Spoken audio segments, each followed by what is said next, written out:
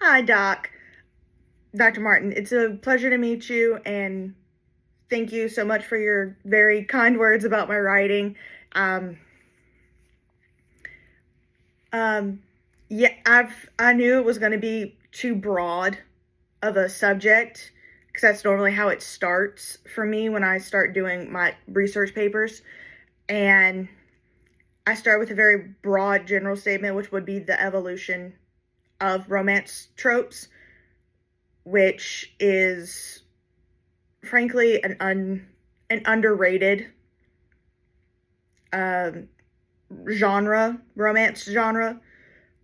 The genre of romance. Sorry, I'm a little frazzled right now. Um, it's still underrated because a lot of digital media, so like a lot of people who go through TikTok, Instagram, are like book.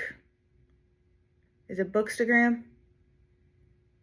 I think it's Bookstagram and like Book Talk. People who go on there and still go, oh, I love romance tropes, they still get put down. So I think the reason I chose that as my thesis is to be like, hey, romance, in my opinion, started everything.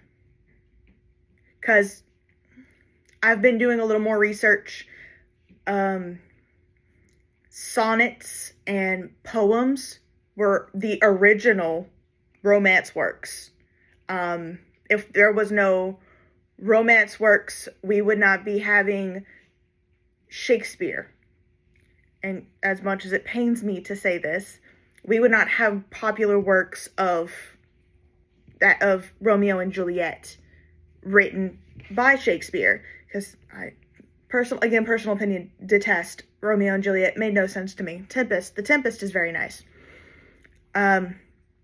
So I'm thinking is what the evolution of romance tropes and how it has affected like our viewpoint of today. But I'm gonna apologize because my cat's about to come into frame. Sorry. But it's more of, I'm thinking the evolution of romance tropes and how it's written today is different than Jane Austen. Because one of the articles I do use is it is a lady's blog, and she talks about Jane Austen's work, who started most of the romance tropes, such as enemies to lovers, with the most famous book of all by hers, which is Pride and Prejudice, between Elizabeth and Mr. Darcy. I also I want to use this as my thesis to show that it has affected more than just rom-com movies or romance movies, because it talks about, I really want to go into more of like the female gaze versus the male gaze, because it's more of the reason women love fictional book boyfriends more than actual men is because women feel more seen and heard by the book men that they read about than by the men that they're trying to date. I think it's more on a play of the social construct of, in the words of I've heard most of my life, chivalry is dead. But chivalry does mean a lot of different things to a lot of different people. It's opinions. Like one girl could be, to me, chivalry, like they'll go the classic route of, oh, I would like him to open a door for me, like walk me home, pick me up, don't just honk at me. But some girls are like, oh, I'm good if he lets me be independent and split the bill with me and understand that I'm an independent woman. That's what I want. That's not my bare minimum. That is what I exceed to have.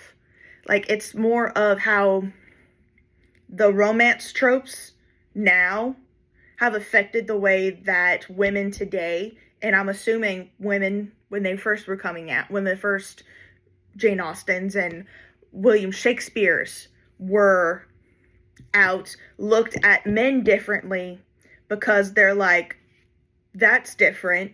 I never thought that would make my heart beat faster or make me blush like I do when I read about it.